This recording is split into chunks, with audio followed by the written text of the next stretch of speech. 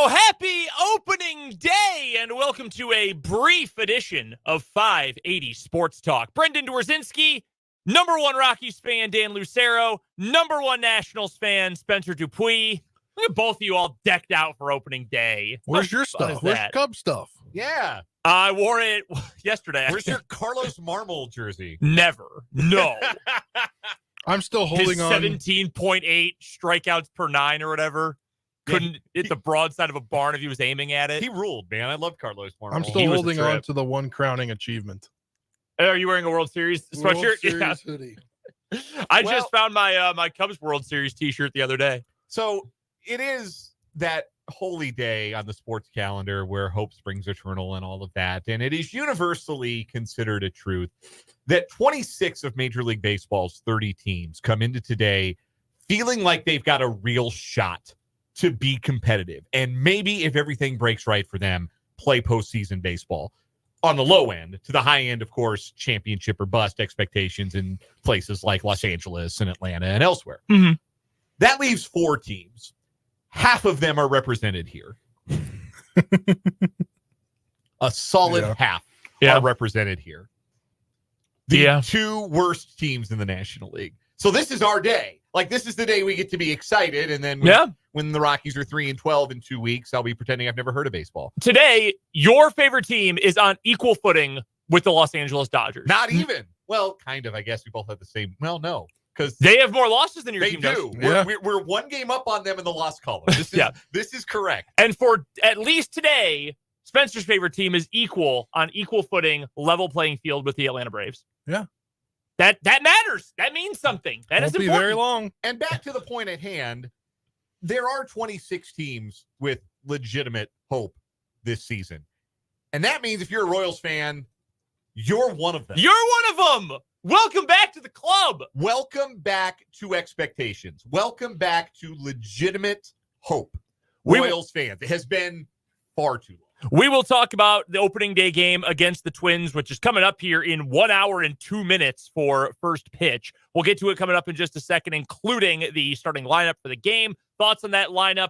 I've got a quick thought about opening day and the fact that we should be doing more on a grander scale to promote that it's opening day. We're also going to get you Sweet 16 picks for tonight's game. 4 games for the NCAA tournament coming up tonight. We're done at 2:30. We are out of here in 21 minutes from right now because we got to kick you over to the Royals Radio Network here on 580 WIBW.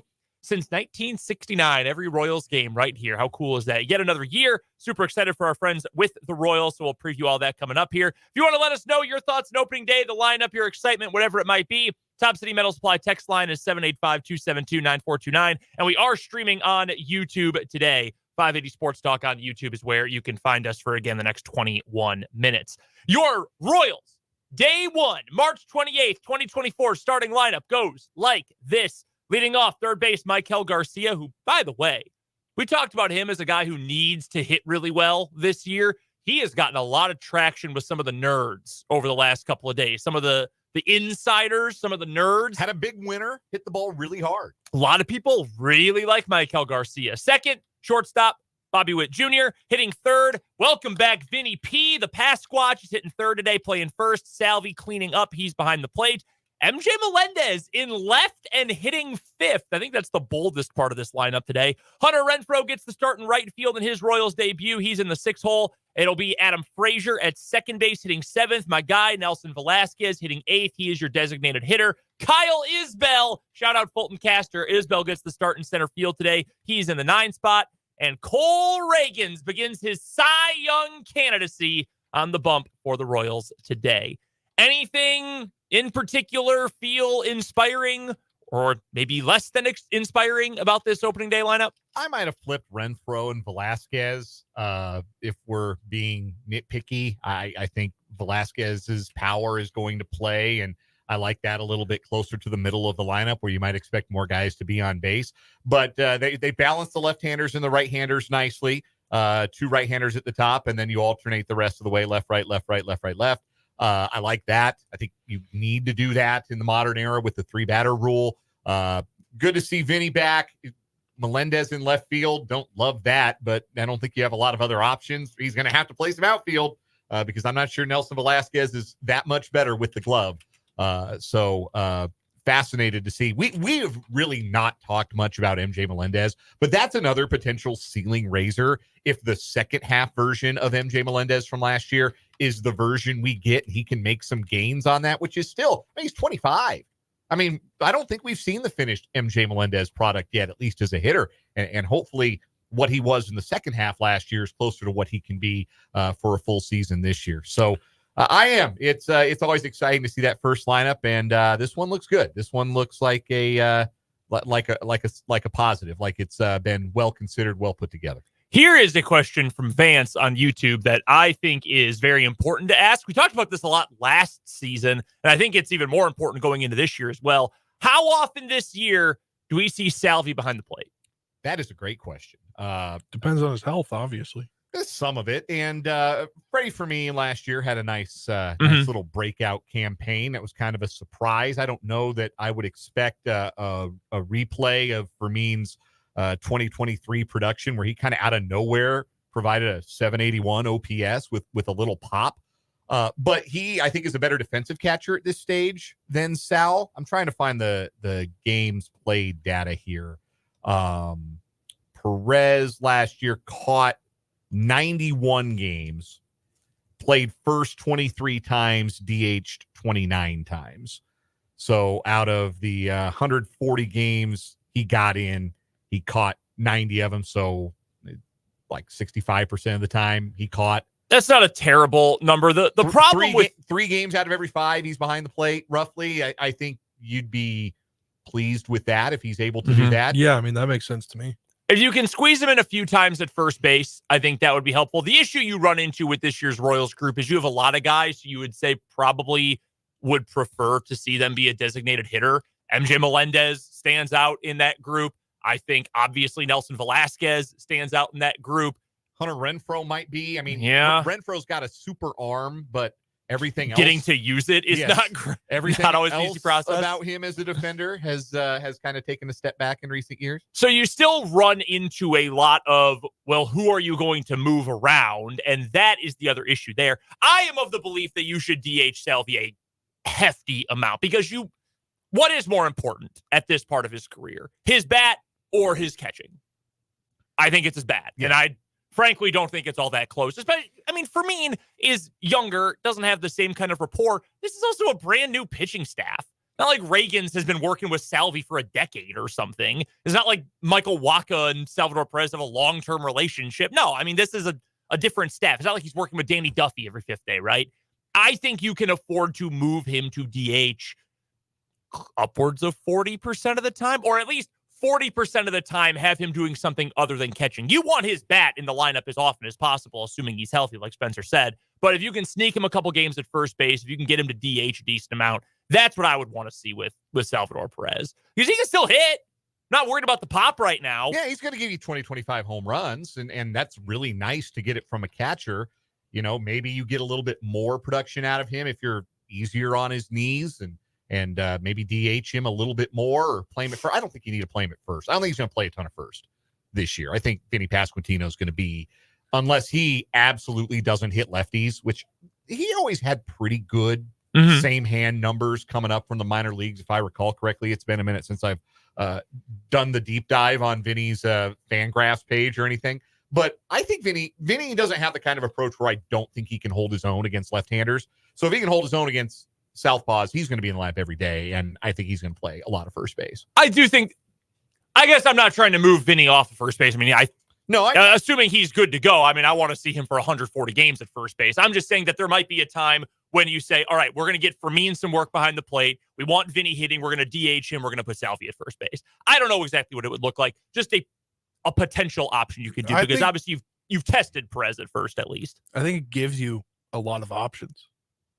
Yeah, you do have a bunch, and that is the one nice thing about the fact that you've played Melendez a lot in the outfield now in the last couple of years. Is in a pinch you can put him out there. And hopefully he improves. I mean, he's a good athlete. It's not athleticism. It's not like if you had put like 26-year-old Salvador Perez in the outfield like that. He wasn't that kind of an athlete where you could there's a reason they're trying Melendez out there. Like the athleticism, the baseball IQ, it's all there. It just hasn't quite clicked for him out there yet. Maybe it does. I mean, it would be, I can't say that it would be, there's a 0% chance of that happening because he is, I think, a good enough athlete, knows enough, has enough baseball IQ to make it work.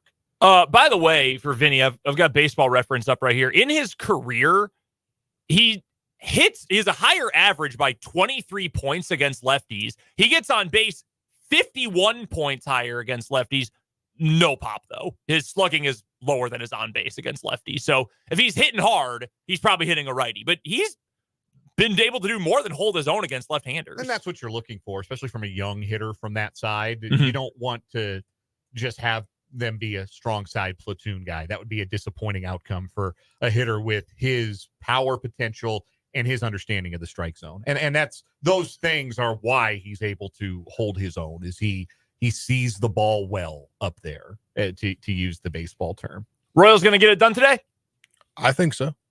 This is a fun pitching matchup. You get Cole Reagans versus Pablo Lopez, two legitimate, you could see Cy Young votes kind of arguments for both of these guys. Yeah. I mean, we heard yesterday somebody's Cy Young winner is going with Cole Reagans. Cole Reagans. I think I picked Pablo Lopez last year to win the Cy Young. I think Lopez is in the top 5. I was looking at this yesterday at FanDuel. I think he's in the top 5 in Cy Young Award odds.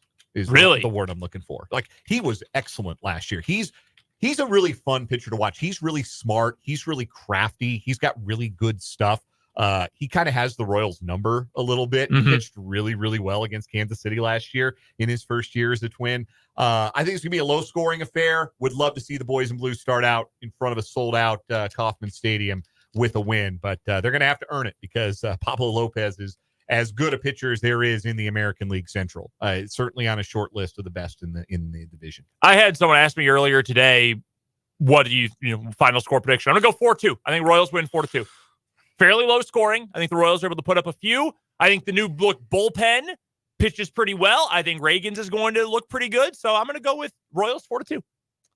Okay. I'd say 3-2 Royals. What's the fun in predicting the home team to lose on opening day, right? Right. I'll go 3-1 Royals. There you go. I'll say 2-run homer by Bobby Witt Jr. is the difference in the game. I'll take that. I'll tell you what, if Reagans and Bobby Witt Jr. show out here on this opening day, you won't be able to tell a Royals fan anything. Good. Yeah. No, enjoy the moment if that is indeed what happens. Additionally, I wanted to mention this really quickly. This is a day of celebration. And for the most part, people have been celebrating. There's one national baseball broadcast on today. One. Yeah, that's Come shocking. on, MLB and broadcast partners. Yeah, ESPN is showing Cubs Rangers. It's banner night for the Rangers. Okay, understandable. They play a marquee opponent in terms of profile anyway.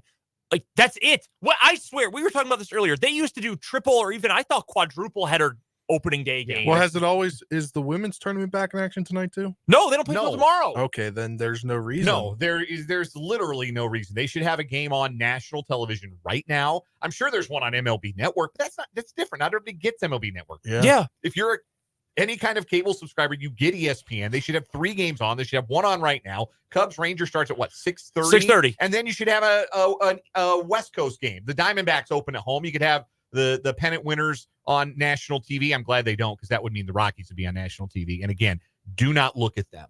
Do not pay attention to them. Avert your eyes. I'll pay attention to Brenton Doyle though.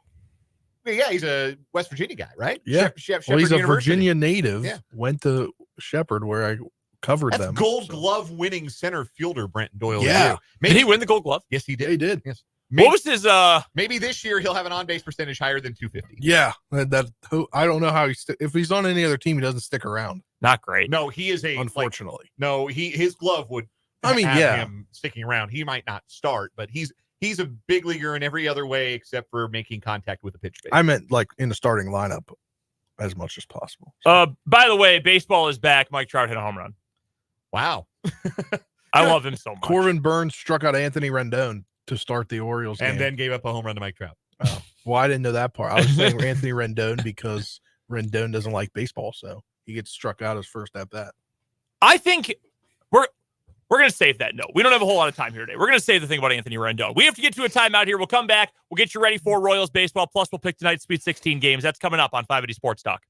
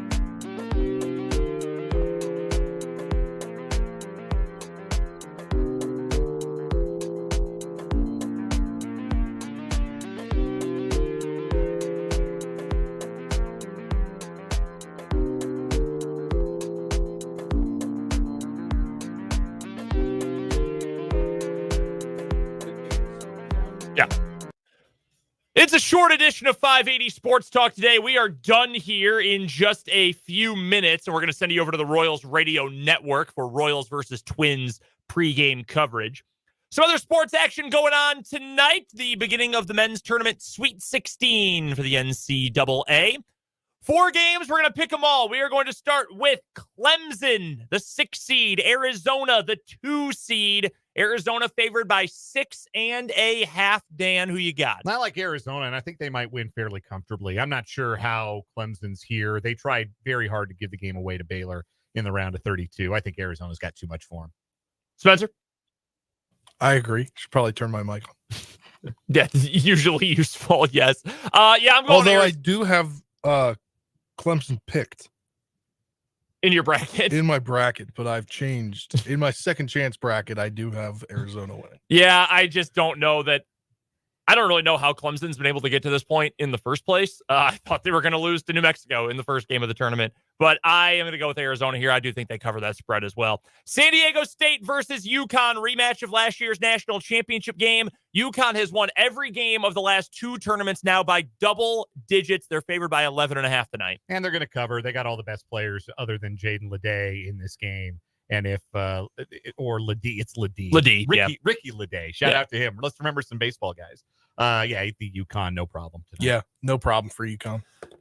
I would like for this to be a more competitive game. I just have a hard time seeing that actually happen. Alabama versus North Carolina. I would rank this as the second most interesting game of the day. UNC favored by 4.5 over the Tide. I think it's going to be North Carolina. I was really not impressed with Alabama. Like, other than Mark Sears, I don't think they really play very much under control. They could shoot the lights out and pull the upset. I just don't see it happening. I think Carolina be a little more put together and they win this game. I think Carolina wins it as well.